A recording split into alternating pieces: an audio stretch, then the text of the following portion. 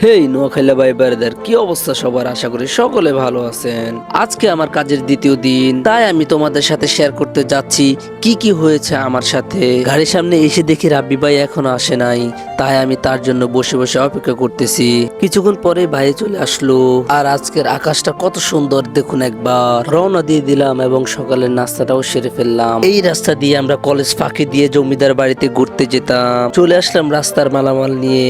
আর এই মালগুলো আমাদেরকে অনেক জায়গায় ফেলতে হয়, আবার উঠাতে হয়। কাজ করতে করতে নাস্তার সময় হয়ে গেল, তাই আমি নাস্তা করে হাবিব ভাইয়ের জন্য নাস্তা নিয়ে গেলাম। নাস্তা শেষ করে চলে আসলাম ইটের বাটায়। এখানে ইট নিতে হলে আগে সিরিয়াল ধরতে হয়, কারণ আমাদের অত্র অঞ্চলের মধ্যে এই ব্রিক ফিল্ডে ভালো ইট পাওয়া যায়, তাই সবাই এখান থেকে ইট নিতে চায়। এখন আমাদের ইট ভরা শেষ, তাই আমি অফিসে যাচ্ছি স্লিপ আনার জন্য। আর পিছনে একবার দেখো কি সুন্দর লাগছে এই জায়গাটা। তবে এখানে অনেক গরম, আর ইটের বাটা থেকে বের হলেই এই জায়গাটা পড়ে। এখানে আসলেই আপনার মন ও দেহ শীতল হয়ে যাবে।